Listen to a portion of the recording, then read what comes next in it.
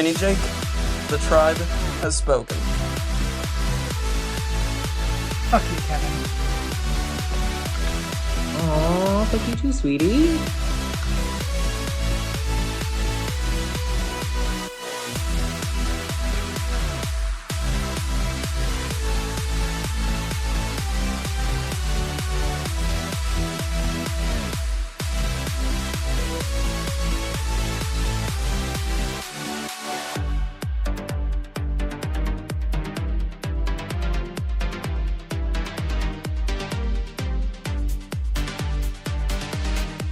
I'm JJ, one of the original Tribe of Nerds members.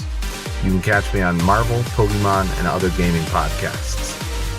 What up? It's Josh, resident superhero nerd, but I also dabble in the occasional super villain as well.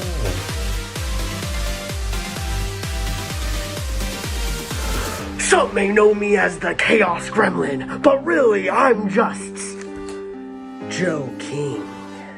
Pikachu, use Volt Tackle! Good job, Pikachu!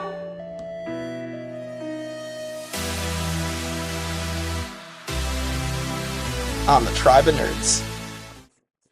Hey everybody, welcome back to the Tribe of Nerds. Austin, Michael, and I are here for the finale of Australian Survivor Brains vs. Brawn 2.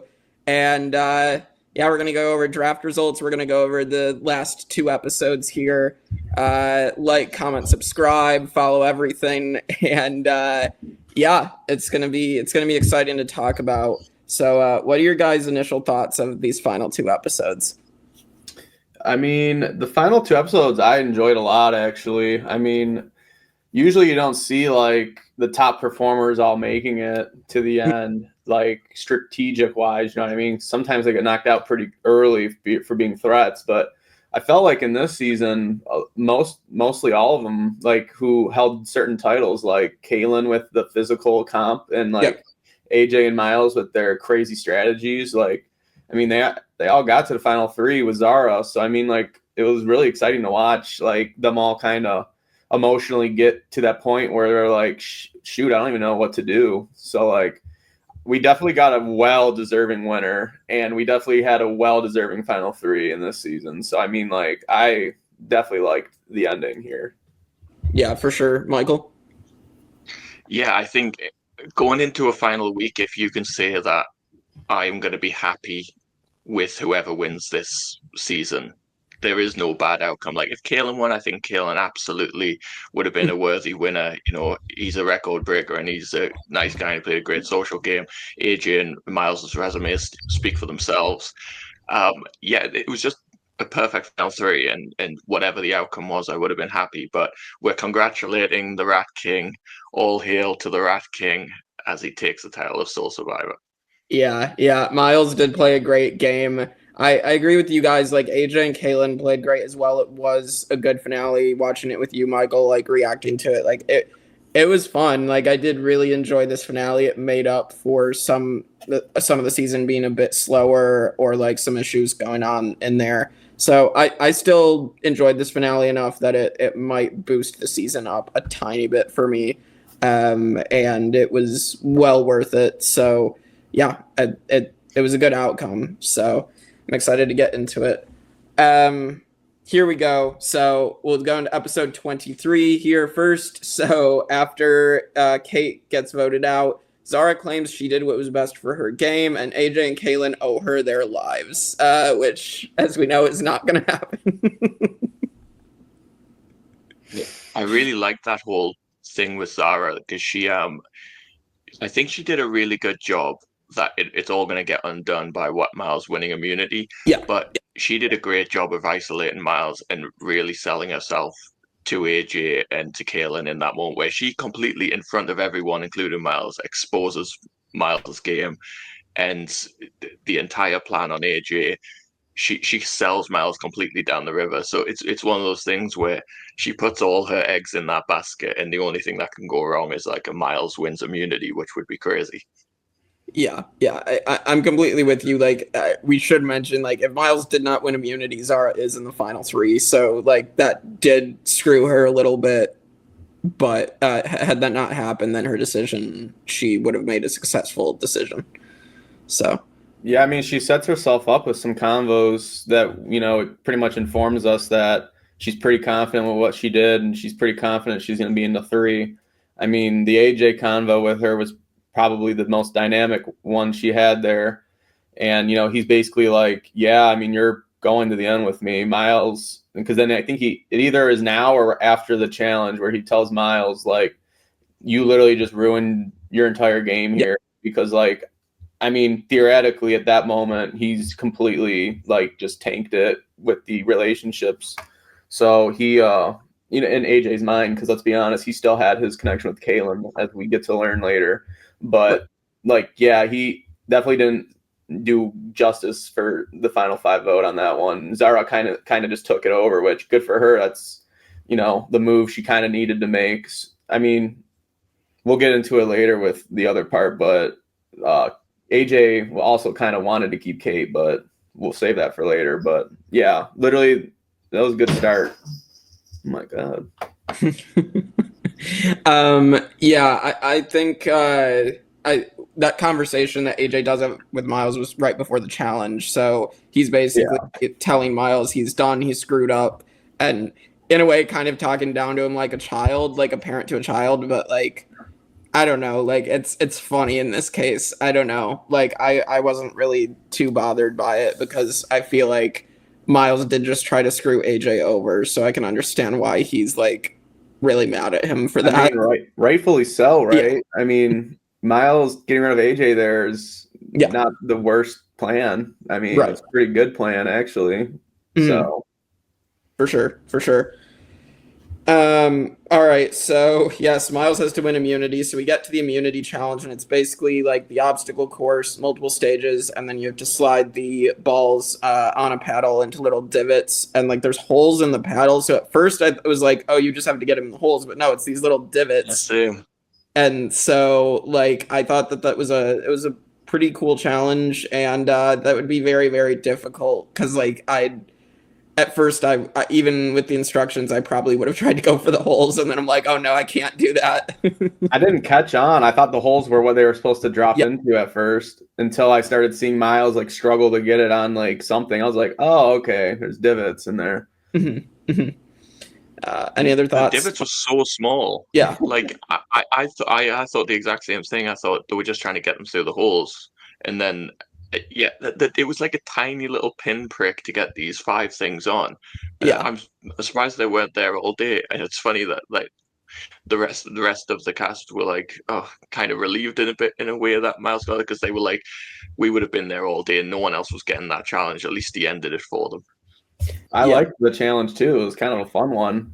And Miles was saying like after the challenge, he's like every single stage of it played into his skill sets. Like because he does like bouldering and like his pole dancing, he's able to clear the obstacles with ease, and like and then just everything with like his dexterity and everything. Like so I don't know, like this challenge just happened to play into what he can do. So it's funny how it did work in his favor because if you look at it, like. I definitely can see it not being Kaylin's favorite suit because a lot of the ones he's been winning involves more manpower than anything. But like this one, you almost needed some strategy in the physical part of it. So like, I'm not strategy, mental. You need more of like the slow, like make sure the ball gets in there, take your time, like type challenge. Where Kaylin looked like he was rushing it a little bit, and he was struggling. But yeah, Miles definitely dominated it. Absolutely. All right, so after the challenge, so Zara is floating AJ to Kaylin and Miles. I think she floats Kaylin out there a little bit as well, but she ends up settling on AJ, and she's telling Miles, help send her to fire at least, if Kaylin doesn't go with it. So, when that happened, I thought it was actually going to go to fire, so I was actually shocked that it was 3-1. Yeah, if it wasn't for the amount of time left in the episode that I accidentally spoiled myself on, I was expecting fire, and I was like, oh, there's 2 minutes left. I guess we aren't doing fire. Yeah.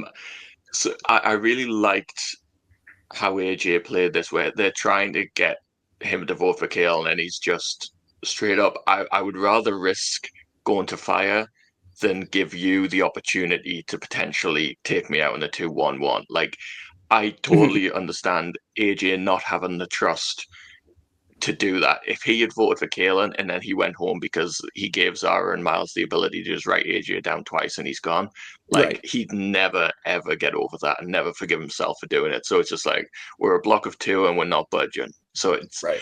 yeah, I think AJ played that the best he could, and Zara was kind of in a lose-lose situation where either she gets fired or she goes home. This was the worst thing that could have happened for Zara. Miles winning.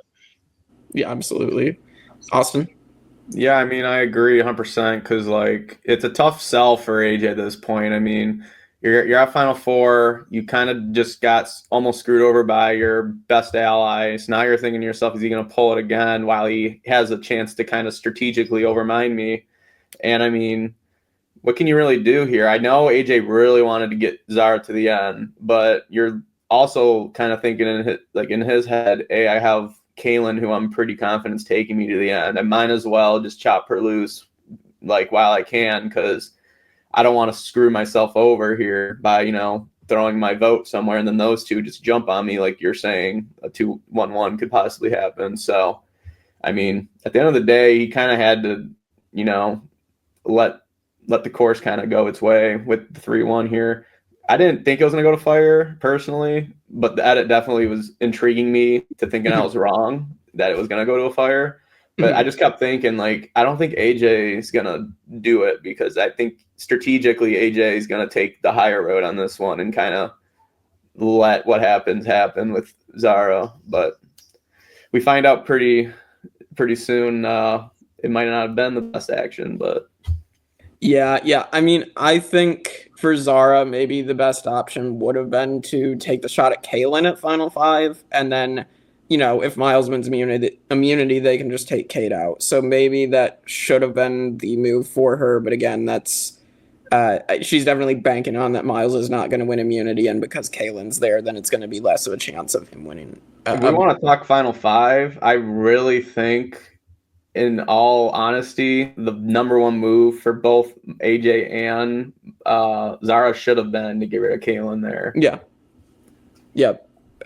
At that point, yes. So they should have switched their 2 votes to Kalen. Which, again, they both didn't think that because this is where his social game was so freaking good. They both thought they were going to Final 3 at, minimum with Kalen.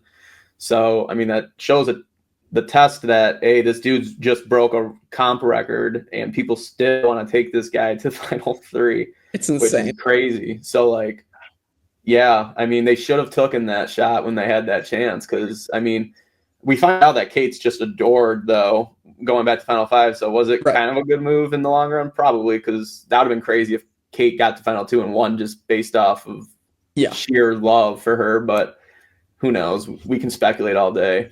But, yeah, I definitely think at Final 5 they should have took that shot. Michael, you have any other thoughts on that? Yeah, I mean, Zara's essentially guaranteed Final 2 in that situation. So it's her path to the end. But like we've discussed, I don't think there was any combination where Zara ends up coming out with the win. A couple of little things before we get to Tribal. I had Miles feels like a hot girl in a bar on Friday night, which I thought was a fun little comment. And, these Final Four episodes I often find kind of pointless, and I often think they should maybe just merge Final Four into like a longer finale or something, because at Final Four there's very few things to discuss, and it's a lackluster episode. This was one of the most fun Final Four episodes I've watched, where there was so much dynamic gameplay going on between all 4 of them. So I thought it was the best use of a Final Four episode I've seen, outside of like the obvious result that you usually get. Yeah, I agree. I would say probably my favorite, at least an Australian Survivor, favorite Final Four episodes are probably Brains versus Brawn 1 with George, because George gets rid of Kara on a 2-1-1. Like, that was pretty crazy. And then I would say Champions versus Contenders 2, because that's the Luke farewell episode. Harry, immunity beast. Yes. So I definitely liked the fact that this was a good one too, because I have the same opinion about Big Brother. I hate the end game of Big Brother just because it's so boring at the end. Like usually you know who's going home at 4. It's pretty easy, but like it just was so clear that this Final Four had like other different paths. Like, oh, what happens if Miles wins, and then it just comes a crapshoot for Zara? What happens if blah blah blah? It could have been different stuff. So. Yeah, you never knew with this Final Four, so it was a good episode. Yeah, I agree, 100%. Mm-hmm. Mm-hmm. All right, so Tribal Zara is voted out 3-1. I think we've said our piece on Zara's game, but anything else before we get to our actual finale? She deserves a lot more credit, I think, than a lot of people are saying. I'll definitely be one to speak on that. I mean, she took routes that some people definitely would have been like, no, but like she took the routes because it favored, her in her mind, like basically chopping the girls down and sticking with the guys. I mean, it probably would have worked out for her if, again, Miles didn't win immunity or like one other instant happened. But I mean, at the end of the day, she took the risky route, and I mean, it didn't pay off for her. Right. Sometimes risks do pay off, sometimes they don't. So, any other thoughts on Zara, or are we ready to hit the finale? Yeah, I really liked Zara this season, and I agree. I think she deserves a lot more credit than she gets, and she did really well to get herself to where she got herself, and she made some big moves. She had solid relationships, and she had a good grasp on the game, and it just ended up falling apart for her in the last few tribal councils. I think she kind of put herself in a no-win situation, but yeah, I think people get very attached to the big characters, especially in something like Survivor Australia. And I get that it's an entertainment show and we all enjoy watching that. But Zara played a great game, and it might not have been the big flashy one where you get like a million nicknames and a million confessionals, but it was a solid game and she got herself very near to the end with it. So yeah, absolute respect to Zara. Yeah, I think she's a fine player, strategically at least. I think it's hard for her to win over a jury, but we won't know unless we see her face a jury. So, all right. It really wasn't in her favor at the end of the day. Like, she screwed almost that entire jury. So it was just a hard one for her to win it with what she was given. Right. Well, let's get to the finale episode. So we immediately jump to the final immunity challenge, and this is bouncing on bamboo poles. So there's like the floor bamboo just shoots up out of like the ground, which is really interesting. And so we also, of course, have the staple of Australia having people's loved ones come out at the final challenge. And so Miles and AJ both have their friends come out, and Kaylin's mom shows up. So this was interesting. I think the best loved one has to go to Kaylin's mom, because his mom, I mean, especially her interacting with AJ, like that was the highlight of like a loved one's interaction, is when AJ's trying to schmooze her. And then we see how it ends up working out for AJ. So it's pretty funny. I think the whole thing with AJ is the problem I have with AJ is I genuinely do not know what is game and what is real with AJ. I really don't know. And he could have been absolutely sincere in just saying, hey, your son's amazing. I've had this amazing friendship with him. I appreciate him so much. And I'm sure he does mean all those things. They had a really lovely bond out there.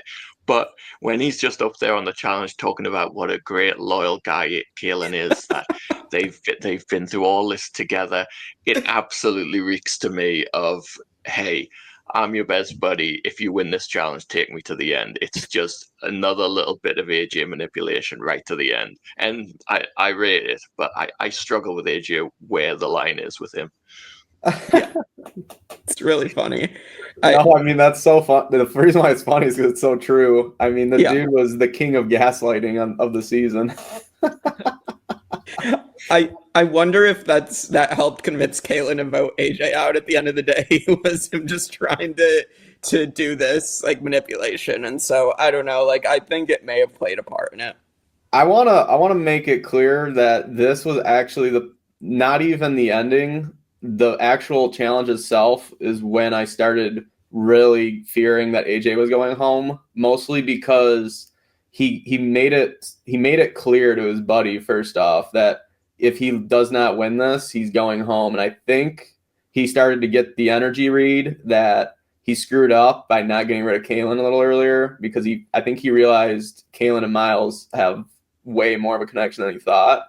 Yeah. So during the challenge, and he kept trying over and over and over, which, to be fair, he probably would have taken Kalen, but I think Kalen already was in the mode of, I think AJ is a better player than Miles. So like he ended up, I mean, obviously we know what happens, but he obviously doesn't get off because, I mean, he probably would have gotten off if, he thought he could have beaten AJ, but at the end of the day, I think he didn't think he could, like standing there. So, I mean, I started getting really nervous because watching him fall and him just, I don't know if you caught, he actually teared up a little bit when he was like getting held up. And I was like, shit, I think he like sees that all his hard work might not paid off like at this moment. Yeah, I do think AJ would be the type of person, if he was in the position knowing that it was best for him to step off, I think he pulls a Richard Hatch. Like, I think AJ would be that type of player that would do that. And because he didn't do that, that did show that he was aware of his position. So. Yeah.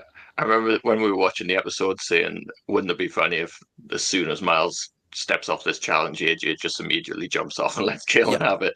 But I think you're right. I think he knew that if there was ever an immunity win, this is the one for AJ, because it is very marginal between Miles and AJ, which one's the biggest threat. And we're going to jump into Tribal Council here soon, and what a great back and forth we have between the two of them. Loved it. Yes. Let's jump in right here. So yeah, Kalen wins the final immunity, his 7th, setting a record that will likely never be beaten at this point now. And so we get to Tribal, and AJ and Miles are arguing which one Kalen should take with him to the finals and not vote out here. And it leads to Kalen pulling both of them aside to the side at Tribal Council, which I don't think I've ever seen before. I don't remember ever seeing this at any other Final 3, Final 4 Tribal. So what did you guys think here? Like, who had the better argument? I mean, this is one of those situations, and it sucks, but Kalen was losing no matter what. It's kind of like a Baden situation. Like, there's a bunch of examples where someone is choosing who beats them at final immunity, at final tribal. Yeah. And yeah, I think Kalen thought he had a better shot than he did, but ultimately his decision is meaningless because the end result is the same. He's going to lose the game. And I think his better shot would have been against AJ for sure. Yeah, I think AJ had more of a more frustration towards AJ than there was with Miles. AJ was in complete control for such a long time, and Miles played a more chaotic game that was more, I don't know, fun to watch and respected. Whereas I feel like people saw AJ as someone that really torched a lot of people's games by his chaotic actions. Like he absolutely threw people under the bus in the post swap part of the game, and then he was just ruthless throughout the merge. Like I think there's a chance that people do reward the nicer guy in the game in Kalen over in AJ, whereas with Miles, I think it went purely for the gameplay. So I do think he made the wrong decision. I don't think he wins regardless, but I think he made the wrong decision. I agree. Austin? Yeah, I mean, that's 100% what I was thinking too. I mean, I think Kalen just forgot the main point of that final tribal. You have to take someone who maybe the jury doesn't resonate with, which when you're looking at the two people, you have the underdog Mamba himself, the rat, who literally has never had amazing ties with these people going in the merge. He, clawed and fought extremely hard to get to where he is now. Whereas you have AJ, who had it all kind of in his hand, and he got to do like, you gone, you're next. Like, he basically masterminded these people because he had all their faith in his hands. So I think Miles gets a lot of recognition on Kalen picking this way because I think he swooed him over with, hey, AJ's the better person to vote off here because these people don't like me. Like, obviously they voted for me all season. They wanted me gone. Pick, AJ over me. And then I hate to say this, but I don't think AJ rebutted enough during Miles's like beach time. Like I feel like AJ went in there a little kind of feeling good. And then after the tribal or after the immunity challenge, I think that's when he's really realizing he's effed up and like didn't have enough time to really rebuttal it. Michael? Yeah, Mike. I will say that I disagree on the AJ thing just because there's an amazing argument that AJ makes that I thought it's one of my favorite arguments someone's made at that final back and forth in final 3, where I loved his argument about Miles being the record holder and going through one by one. This is what Miles has done. He has the most idols found in a season. He has the most idols played in a season. Literally just going through and checking off all these accolades that Miles has. And especially when it's against Kalen, where Kalen, his biggest strength going into final tribal is his record. And he can pin that on his social game as well, but the fact that he is a record breaker. If you're going in there at final tribal against someone who has also broken a bunch of records, it kind of all just becomes, okay, well, you've both broken records, which one of you played the better game? So I think the record thing would have held better with someone like AJ, and I think he sold that really well, but for some reason he just didn't hear it, I guess. And I agree. Like, how do you not reason with that? Like and what I said before, like, I really truly think Miles schmoozed him over before that to the point where he might have not had his mind made up. That could have been all true. But at the end of the day, I think he was always slightly edging to get rid of AJ because he wanted to distance himself from his game with AJ. And he wanted to, for some reason, he thinks he can pull it off against Miles, which, again, the underdog Mamba. Like, I feel like a lot of people like to root for those type of people. So again, I got confused on that pick, but I could kind of start seeing the writing on the wall that Kalen's not taking any of that into consideration. He's thinking Miles is the one that people don't like on that jury. And I mean, he played it great to Kalen if that's what he was thinking. Cause like Miles must have sold it as like, these people hate me. I have the most votes for a reason this season. Like, yeah, I would lose in a final tribal. You know what I mean? So,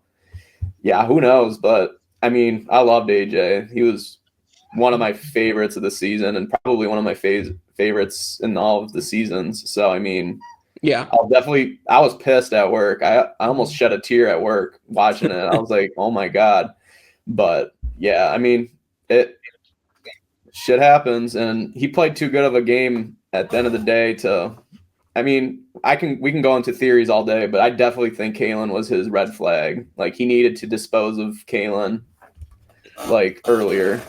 Yeah, I agree with that. I mean, AJ's a great fallen angel. He joins an elite list of fallen angels, just an Australian survivor with the likes of Harry and George, and like, yeah, I mean, he deserves the accolades. And it's definitely odd going to the draft because, Austin, you were in the lead the entire season, and then you were the first to lose. It's the exact same with Pirate Sarah in our 47 draft. Yeah, I loved my team. I got to root for like 6 people at merge or whatever the hell I had. So, I mean, at the end of the day, that's what a draft is. You blindly pick and you kind of run with it. And I mean, I loved my team. I had some chaos on my freaking tribe. So I couldn't be more proud of them. I'll take the ratio though. I had more people get far, so I'll take it. True. I mean, your average is definitely higher than ours. So definitely better than mine. Jeez.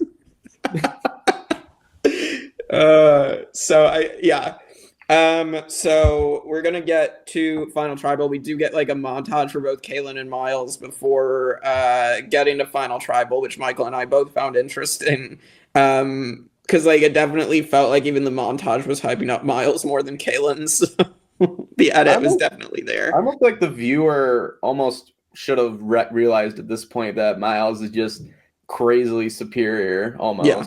I mean, the average viewer probably doesn't because, I mean, at the end of the day, you never really know, right? You have a physical comp versus a strategic comp. I mean, like, I'm not going to lie. If I was on that jury, I'm not going to say leaning, but I'm definitely putting Kalen's game into somewhat of a consideration against Miles. But I mean, we'll talk more about our feelings when we get to that point. But my God, did the edit make it seem like Miles is just going to clock him in the head?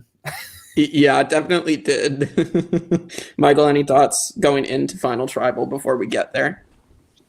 Yeah, I think I briefly talked on this when we were doing our reactions. But I do find it really fascinating with Survivor what gets prioritized over what when it comes to gameplay. So if Survivor was purely objective and the jury were completely impartial and they sit down and they take each game into perspective and they make a decision based on the three elements of the game, 33% each of physical, social, strategic. Kalen played the better game. He has the 33% physical locked up and he has the 33% social locked up. But in Survivor, in this crazy world where the jury is, looking at all different things, it's not like that. So it's just odd that some games, someone that is super strategic gets punished for it at the end, like a Russell, and then someone like Miles, who was super strategic, is rewarded for it in the same way. And I just think it's bizarre to me that, Kalen had a very strong game, but he had that one element missing, and it all fell apart for him. Yeah, it's so wild thinking about that. Like what one game would win in a particular season, and then another season that's not what wins someone the game. Like it's very, very interesting. I mean, I think that's what helps make Survivor what it is, and like talking about it and figuring out who played the best game. Yeah, it's very, very interesting. Austin, you have any thoughts on that? I mean, if we're putting it into perspective, like say if AJ and Kalen got to the end there, I never thought I would say it until literally the last episode, but I actually, after he won that, I literally thought for a second, oh my God, Kalen could beat AJ theoretically just because of the 30, like that example you said. Like it makes sense. Like I felt like AJ was the villain edit like near the end. I think I said it episodes ago of this podcast that I think he's the final boss, and I almost felt that coming back. Like I was like, AJ could be the final boss to Kalen at the end, but in retrospect, I almost think he got rid of the final boss one too early. Yeah, I think getting rid of Miles there could have helped his resume a little bit. Like in that jury, like I don't know, man. Like that jury's so specifically like tied almost. When you have a full female like group and like two dudes. Yeah. I think I said this last time. Like I almost felt like Kalen had way better shot with certain players that went home late, like post swap, than with some of the people that were there. Like it felt Noonan and a PD and a Jesse were there. Yeah. I guarantee you they take the comp part a little more seriously for Kalen's game than like certain players did. And I mean, they kind of say it in AJ's jury villa. Like Logan's like, oh, I would have voted AJ. Like I would have voted you, but now I don't know. Like, and then there was other players that were like, Kalen didn't do crap. You know what I mean? So like it could have been a completely different game. So that's why it's so weird, like how the juries work. Like, do you make sure to piss them off on the way out? Do you make sure to make a crazy move that they might not forgive you for, or like take into consideration, oh my God, that's so sick. Like Miles had that part to him. Like he was getting rid of people who didn't have, him and their plans. So you almost kind of got to respect game at that point, right? Like, yeah, it's very interesting. I definitely agree with all that. I think definitely a Jesse, a PD. I mean, if Ben's on jury, I think Ben probably leans more towards Kalen as well. So, I mean, there's a lot. Noonan, you said. There's definitely a lot of pre-jury people that definitely could have been votes for Kalen. So even Morgan might have. I have no idea. I guess we never really got to hear too much from her, but who knows? You know what I mean? Like maybe she didn't like Miles, and maybe she fought a little more for Kaylin. Like you just never know. Like it could have been way different with a different scenario, but with this specific jury, I actually really liked this jury. If we're talking jury for a second, like these people came in with, I feel like they came in with clear minds and kind of allowed those two to talk their games, and like everyone has their like synopsis of like who am I going to vote for when they're sitting there all day, but like I definitely give them credit for not being like complete bitter pricks on that jury, because they could have. They definitely could have. Like they could have just shut Kaylin down completely, and they didn't do that. So, all right, let's get to the final tribal. And so Michael and I both said this when we were watching and Kaylin opened up, and Kaylin had a great opening. Like we were like, my God, Kaylin, if I wasn't spoiled on Miles winning, then I would have been like, Kaylin might like be able to like argue his way to a couple more votes. And I mean, unfortunately, his argument's going to then fall apart and Miles is going to be strong throughout. But Kaylin really delivered like right off the bat. It was incredible. The opening was so good. I think it was a perfect opening. He hit every single part of his game and really sold what he did, why he did it. And I was like, damn, like, I thought Miles had this in the bag, and then all of a sudden, Kalen comes out swinging, and he does have a lot to argue. He does have a lot to say, and I do think he has a game that is worthy of winning. So I remember, watching it and thinking, oh, like maybe my last draft pick just so happens to be the winner. Yeah, Austin. Yeah, I mean, I definitely applaud him for his argument, because I mean he went in there probably thinking he needed a good case, and I mean he really broke it down, because at the end of the day, this kid's not dumb, right? I mean he's not some young dummy that this jury's been kind of chatting about at the villa. I mean he's a very smart, intellect guy who keeps to himself, and he's expressed it well. He on a day-to-day outside the game, he's probably a very aware person, and I mean he made it pretty sounding like convincing that social game tied into how he normally is probably as a person. Like he's calm. He keeps like every option open. He makes sure everyone hears him, like is heard. And I mean, you almost like, that's almost like a Sandra game almost in a way. Like Sandra told you how it is, said anyone but me, and I will do whatever you guys want. I mean, Kalen kind of did that in a way, whereas he gave everyone a chance. I mean, there was that one episode where he was told not to do shit, which, I mean, he did not do shit, but he kept everyone in the loop almost. And that was just his game, though. He made sure other people would do his bidding for him, and he made it very clear. I liked the argument. I mean, there was one thing we'll get to in it that I really think he shot himself in the foot with, but it was because Miles rebuttals. Yeah. But he did a great start, in my opinion.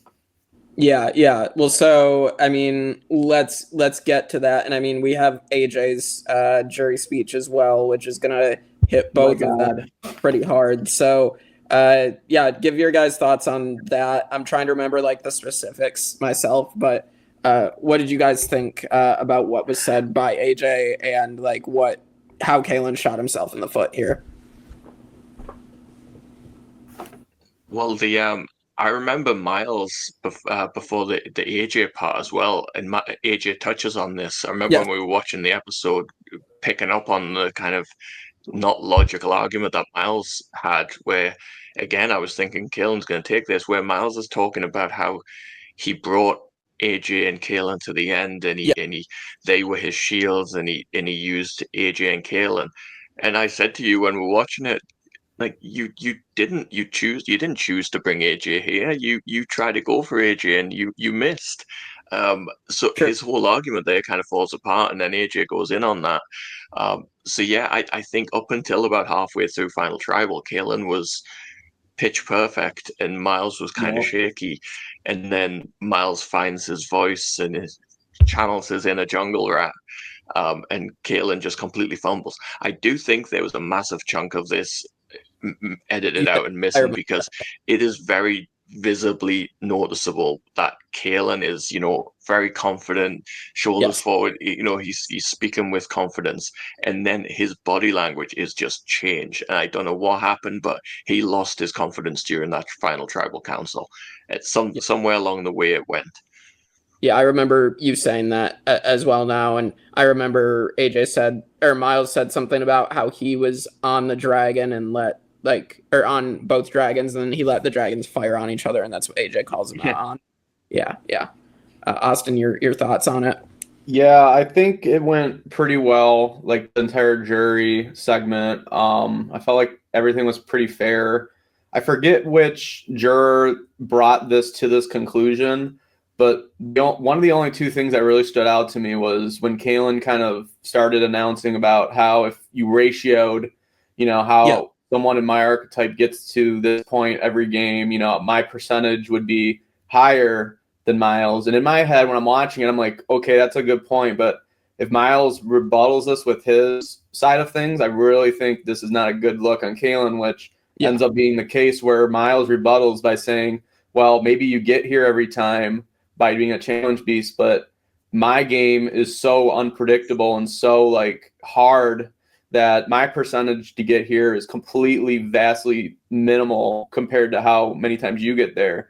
I mean, Kalen tries to rebuttal it back by saying that doesn't happen and you should have been gone a few times there and there. But I mean, when Miles is rebuttaling this, I almost feel like as a juror, I'm like, holy crap. He's just expressing how hard it was to get to this point. Whereas Kalen's almost kind of saying, I would have gotten here if I did this again and again and again. Whereas Miles was basically saying, I don't get here by doing this again and again, because if I didn't have an idol one time, I'm gone. If I didn't win one challenge, I'm gone. So I almost feel like Kalen was starting off by doing that pitch pretty damn good until the arrow kind of got back at him. And then when the AJ, oh my God, I was like, I think I turned my headphones up when AJ started speaking, because I was cracking up by how, I mean, I had a feeling AJ was going to be very direct. I think I was texting Jake that before the jury, that final travel, where I was like, AJ might tear these two up because he wants to see them fight. And I mean, he told them off. He told Miles how delusional he sounded up there. And I mean, he did a good job rebuttaling it, but god dang did he just, I think when he told Kalen his side of the perspective of the shield thing, I think that's when Kalen realized that the game is not looking good for him. And I mean, AJ was right. I mean, he should have gotten rid of those two probably at 5 or 6 or something. But at the end of the day, Kalen that was his one red flag of the whole game. It was being so centered on his emotional ties with those two, bringing them to the end. That's what did him in, really, because he could have, just by getting rid of those two, could have really put his game above everyone else. Yeah, I agree. I mean, I'm thinking about what would have happened had he done that. And let's say he's in the final four with Zara, Morgan, and Kate. Yes, you have, or at least maybe it's best to split up Morgan and Kate, but also make sure you're in a good position after you split them up. So I don't know. Well, let's just say, for example, he ended up getting rid of AJ at 5. Yeah. Because it was pretty heavily talked and Kalen didn't want to. Right. Now you have these 4, and what happens if Miles, wins it again? I mean, he definitely doesn't vote for Kalen. So at the end of the day, Kalen's at most probably taking fire. Right. And then he's making final 3 still, and he wins it. Now he gets to take Zara or Kate, which I'm going to assume Kate goes home at 4. Yes. And you take Zara, and then he probably does what Miles did to him, kind of beats her in a little bit. It's probably closer, but, he probably wins by 2 votes, or I have no idea. That's what I'm assuming is a 2 or 3 voter. But he could have done that. It could have been 5. 5 was a big one for a lot of people, I think. This final 5, Kate was right in a weird way. They should have done something there. They should have. I mean, the argument is correct that the people on the bottom were making is that, at one point you need to kind of consider people on the bottom. I feel like we've all been there in our org games where someone is saying you really need to do something or use us, and I don't know, I think it's been on all of our minds and something that we've had to consider when we've played too. So, yeah, it's tricky. I think Kalen, it's the difference between playing to win and playing it safe. And I do think Kalen did a good job, and he is right in that his archetype, the big physical guy, the challenge threat, they don't do well. They don't historically do well in terms of getting to the end of the game. And he did play a repeatable game. He did play a great game in terms of keeping himself in a good position throughout the game where he's not going to get taken out. But whether or not the game's repeatable is irrelevant. You're here now. You're trying to win this game. This isn't like a football season. You don't play it every year. Maybe you'll do an All-Stars and you'll do well again. But you have to focus on the game you're playing right now, not repeatability in the future. And yeah, I think you're right. I think he just played it too safe for too long. And I agree. Like if he goes to like a final five with him, Zara, AJ, Morgan, and Kate, I think his path to a winning game is absolutely there. Or like, pick and replace one of them each way. But like that was his path, and he's just kind of he took the path that was the easiest, which is never the one to victory. Yeah. Agreed. Well, so at the end of this, we do get the jury voting, and Kristen is the only one to cast a jury vote for Kalen. Otherwise, Miles wins 7-1. So congratulations to the Jungle Rat, and officially I have won the Australian Survivor Brains vs. Brawn 2 draft. So out of the 2 drafts on the Tribe of Nerds so far that have completed, it is Cameron with Rachel and me with Jungle Rat Miles. So we'll see how 48 ends, and we'll see how Australia versus the world ends. But your win is way more impressive than the Rachel one. So yeah, I'll say opinion. I think Miles is like a better version of the Rachel game, actually. So yeah.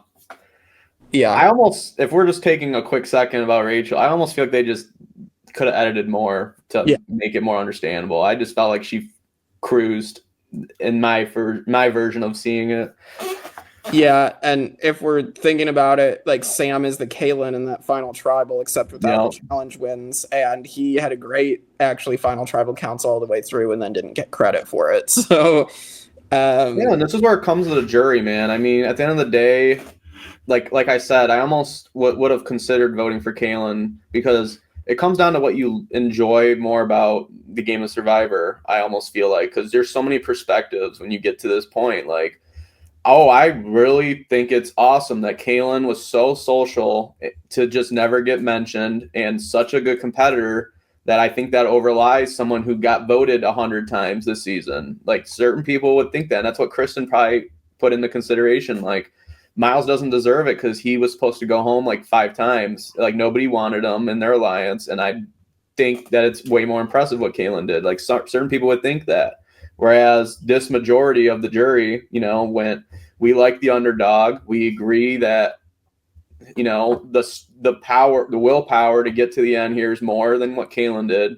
And like, we just want to vote Miles because he deserves it more than Kalen. He pulled more tricks up his sleeve than what Kalen could have. And that's how you build the jury almost. You almost have to take into consideration until merge, like, what do I want this jury to look like? And sometimes people just forget that point because they just want to get to that point. But you almost got to like see it almost sometimes. Like certain juries will never like certain people. Like Russell Hands never had a shot in his season because that jury was never going to vote for him. So maybe certain other people might have that he voted out earlier. You never know. Like you always got to take into consideration who you're putting there.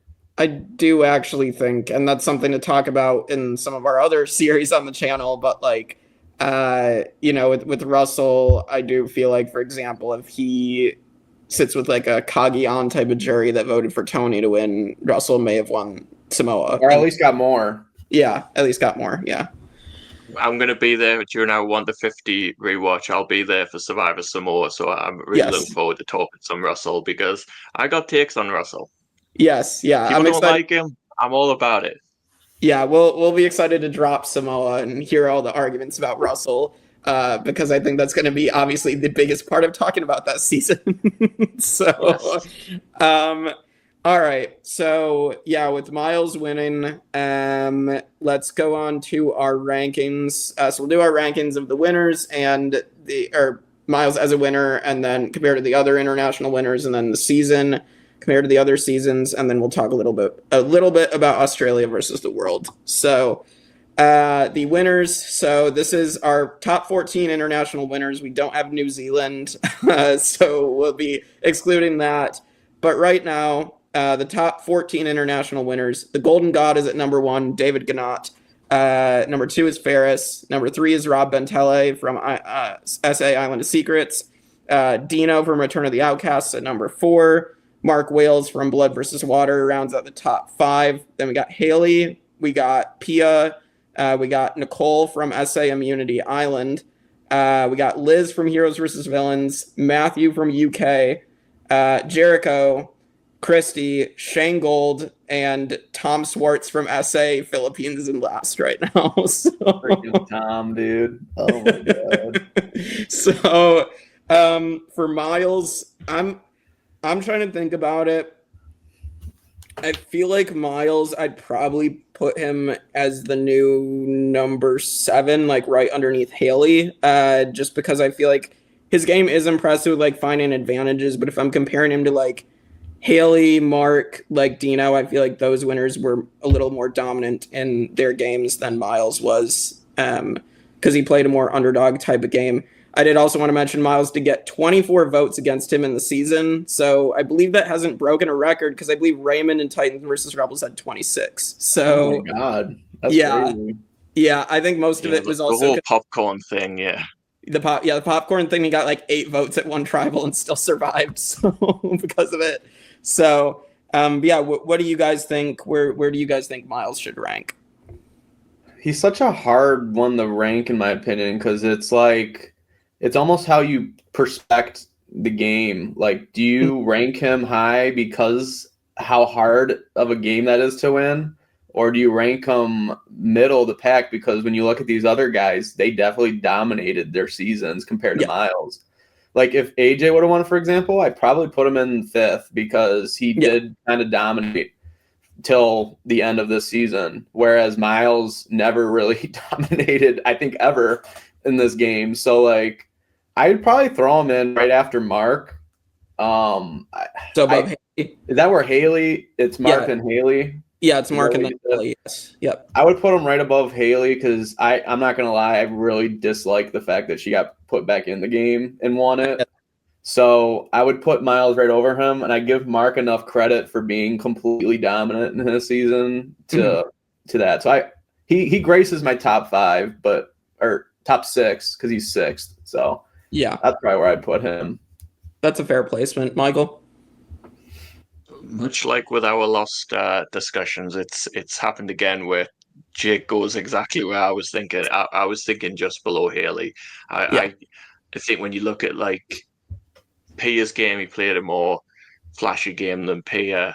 I think Haley was in more of, I don't know, more control and took down, a mighty foe in George at the end. I agree. Like, Haley's a tricky one where she's slightly lower down on our rankings just because of that non-elimination twist. But like, I do think she's one of the greatest winners of all time, and it just sucks there's a non-elimination in there that kind of messes with that. Right. But yeah, I wouldn't put him above Haley right now. It's difficult to rank when we've just watched this season once over the course of 8 weeks, 9 weeks, whatever it was. So I need to rewatch his game, but I'd say below Haley.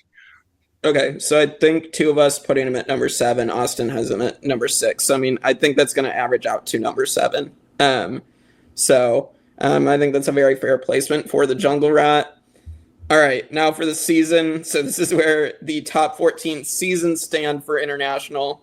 Number 1, Titans versus Rebels. Number 2, Heroes versus Villains. Number 3, Champions versus Contenders 2.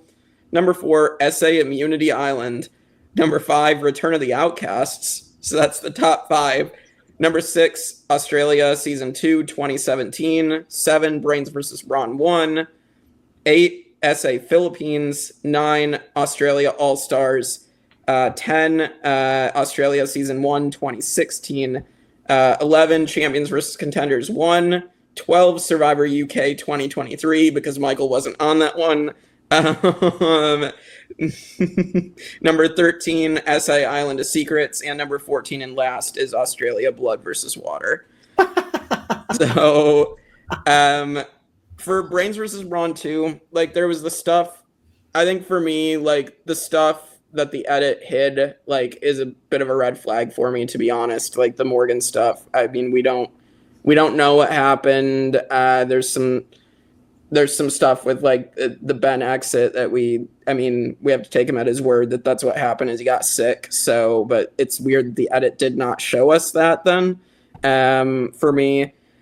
And like otherwise I feel like I feel like the pre-merge kind of moves it down a little bit for me, but like the merge is really good, the finale is really good. I'm gonna probably say, honestly, I'll probably say number 8, right under the first Brains versus Brawn. I think like that's a pretty fair placement for me. I think the first Brains versus Brawn was better. But like I don't think this is a terrible season of the show. I could see it going a little lower, but I don't think it was the worst Survivor I've seen. I feel like it's still better than like some new era Survivor seasons in the US. So what do you guys think? My God, it's such a mid season for me. Like I really enjoyed the chaos of the players and like the mess that there was of this whole season, but I almost feel like the certain people that would have continued the mess went home too early for me. So like this almost is my example of where I always rank Gabon in US Survivors, because like Gabon, I love the season probably more than almost all of them, but I don't rank it high because like strategic wise and like Survivor wise, it's just a concluded mess. So like this kind of resonates to just like a mess where the alliance kind of took over the entire game and like a mess of a player wins because nobody could take him out. Right. So like I almost put it at like 9, I would probably say. What was the 8, 9, 10 area of your ranking? I'd say Philippines, AU All-Stars, and AU Season 1 2016. Those are 8, 9, and 10. Definitely higher than All-Stars, in my opinion. Philippines. I know you like that one. That's another. Yeah, I know. I definitely put it under Philippines. Yeah, that's probably right there between those two for me. Okay, so yeah, the new number 9. Yeah, I can see like I like parts of Philippines. I love Werner. So like, but like when I rank this though, I want to be clear. I'm ranking it based off of how I interpret the game of Survivor. It is not my enjoyability, and it is not by like how much I enjoyed the cast and all that. Because if I was to rank this based on how much I loved this cast and my enjoyment, I'd probably put it in like 4th. But I don't think it's a fair spot for me. So I'm definitely ranking it at between those two that I said. Yeah. Michael? Oh, we're all in the same kind of ballpark. Yeah. I would go above Philippines just because it does have a more satisfying conclusion. The final 2 of Philippines is not great. I this, at least the final 3 were fantastic, and there was always going to be a worthy winner. Yeah. What was above Philippines? The original Brains versus Brawn. Yeah, I don't think I'd go above that. I think Haley versus George, that's an iconic season. Also, I love the first Brains versus Brawn being like a pandemic season where they shot it out in the outback. It's physically a very difficult season for the players. It's a visually striking season. I think there's a lot about that season that props it up a bit higher. I think I'd slide it in above Philippines. Yeah, so I believe that, so Austin had it 9th. I think we both had it as the new number 8, Michael, so that should make it 8th. which I Didn't even realize I'd done the same as you again. Yeah, no, I again, fair placement. I think we all had valid takes for where these should go, and so yeah. Now we have 15 for both of those, not counting New Zealand Survivor. I don't know at this point if we will actually get to New Zealand Survivor. I've watched both of them, and I can say I don't really care to review both of them. So I almost feel like I have to watch the second one at least, just because the person's in Australian versus the world. So I'm probably gonna make some kind of effort to watch it. So yeah, I mean, I think it's. I think it's definitely just kind of average, a little below average, but I do like the winner, and I do think like we can talk about it now. Actually, we can bring up Australia versus the world. So the cast got officially announced, and so from the US we do have Tony, Parvati, and Sari. So that's pretty exciting. From Australia, the Australia tribe is the Golden God, Luke, George. The godmother Janine is back. Sarah from season 2. And then who are the other ones that were on that tribe? George, I think I mentioned, and Shawnee. Kirby, yes. Kirby. Yeah, so that's the Australia tribe, which is a very stacked tribe. I think this is a lot of very good players. And then rounding out the world tribe, we have Rob Bentley from South Africa, the only South Africa representative. Chappies should have been there, in my opinion, but we'll take the one South African representative. And then Lisa, the winner of New Zealand 2. And then we have from Survivor Quebec, Cassandra, and Survivor Finland, Tommy, which we have no idea about those two. I'm probably not going to watch those two, especially because I'm just not a fan of watching a whole season with subtitles. And also, I think the Quebec one's like 70 episodes. What did you say, Michael? They should have put a UK player in there. Oh yeah, a UK, yes, yeah, absolutely. I'm surprised Christopher's not there, Doug's not there, Tanuke, Oh yeah, there was at least 3 from UK that I would have classified as pretty good. Yeah, or Matthew himself even. I would have been fine with Matthew being there as well. So I'm just very shocked that they cut. I guess because Christopher was on the list. I think he had told us a while back that he was on there and got cut as well. Chabby said the same thing for SA, and so I believe those two we know were cut, but I don't know who else was on there and got cut ultimately. But I feel like Ferris might have been on there too, actually, but because he made it seem like he was going to be on and then tricked everybody. So, yeah, I mean, any other thoughts on this, on Australia versus the world? How excited we are to wrap this up? I am so excited. That Janine is back. I think the biggest thing for me is Janine coming back to play. I think the Godmother is one of the greatest Survivor Australia players of all time, and the fact she's only played once and we haven't seen her since Champions versus Contenders 2. It's someone we've seen. Luke, this will be 3rd time, 5th time for Shawnee, which is ridiculous. George, 3rd time. We've seen these players a bunch of times. The fact that this is Janine's 2nd game, and Sarah too, and Kirby. I think all of them, I'm very looking forward to seeing what they do, and I hope Janine gets a good showing again, because I think she has a natural majority. That's the one thing about this season. I want everyone to have an equal opportunity to do well, and it feels like there is a natural majority form that's already going to form between David, Luke, Janine, Sarah. That just comes together so easy. Yeah. I'm a little nervous. Yeah, that a couple of people are going to be outcasted from that tribe immediately. But Austin, your thoughts?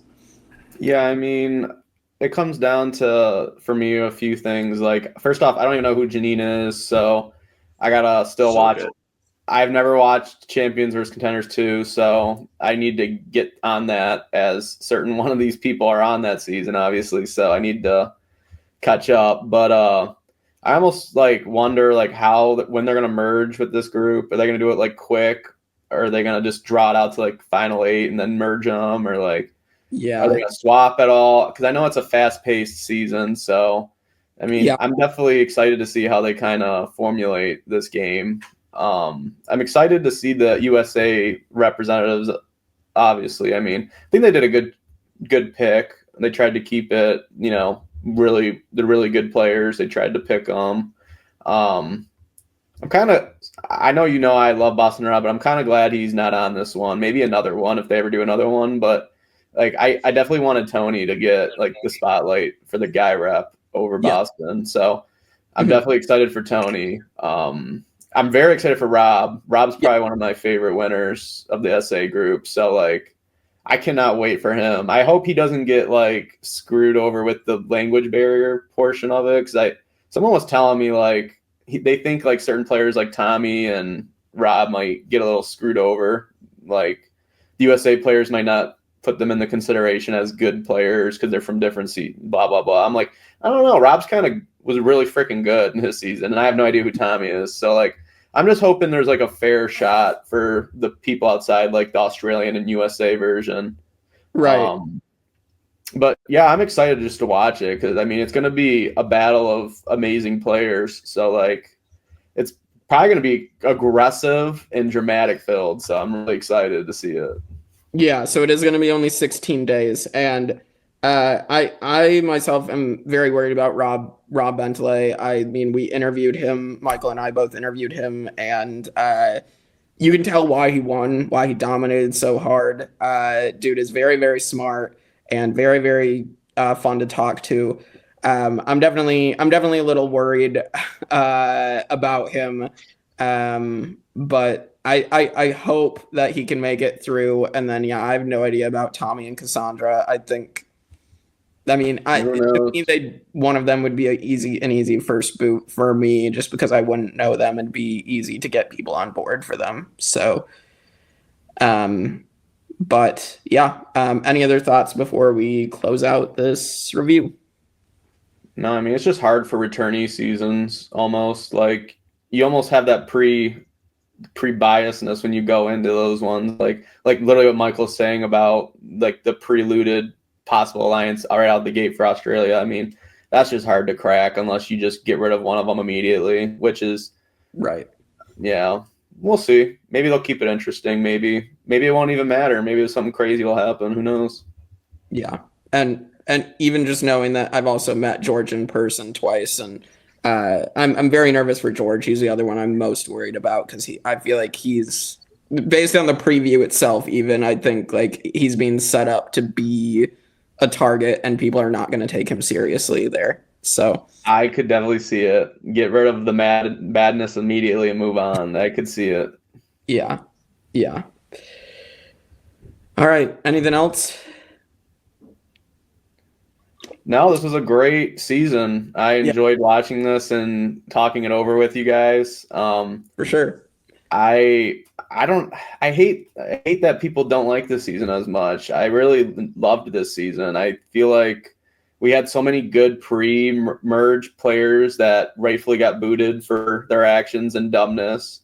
Yeah. I love the fact that like certain players like Max walked out with an idol in his pocket when he could have switched the entire game almost. Jezebel. Like the Noonan vote was crazy to me that they didn't that group didn't keep her. I almost still to this day believe once Noonan went home, that entire tribe was screwed going in the merge. And then I just loved the Coven kind of getting demolished one by freaking one, so all because of Zara not giving a damn and Miles switching the entire game into motor with the idol steal, which I'm so glad it worked. I loved that it worked. Like I always wanted that freaking like reward or like advantage to work, and he finally did it, and it was incredibly useful and needed for his game. So like I enjoyed it. And then there was the biasness. I loved Miles and AJ the entire game. when they went back to tribal or to the beach and like all the girls were like, let's get rid of these stinking boys. And they're just giggling like little schoolgirls on the beach. Like, oh my God, we're so good. Oh my God. Like, I don't know. That shit was like making me smile. I'm like, these two are so funny. Love these two. For sure. Michael, any closing thoughts? Yeah, I agree. I think this was a really fun season. Yeah, the absolute chaos that was the pre-merge. I'm actually really looking forward to going back and watching because it was mad. Like it feels like a lifetime ago. The whole thing with Nash. Remember Nash? The We Nash had rap. Kent Yes. being like the praying mantis, and like just really fun season. And it was dominated by some key players that made up a fantastic run in the end game. Like I love this season. Good times. Yeah. I enjoyed it enough. Like I said, I had my issues with it. I think some things were covered up, but we won't speak on rumors, but I do think otherwise. I mean, again, I enjoyed the final three. The finale was good, and I enjoyed parts of the pre-merge, but then the post-swap portion kind of didn't do it for me, but the post-merge brought it back. So I enjoyed it enough. So I still think like production did a decent job. I think they've at least figured out most of the production twists, I would say, because like we don't have anything ridiculous like we had with like Blood versus Water, so or Brains versus Brawn 1 had some ridiculousness too, but yeah, with that, we will be back on June 22nd for Australia versus the world. We will have a draft before then as well. So we will pick teams, and I think we'll have to do what we're doing with the US, where we have alternate picks as well for whoever loses the first two boots. So we'll see how that works out. But with that, we will see you all next time on The Tribe of Nerds.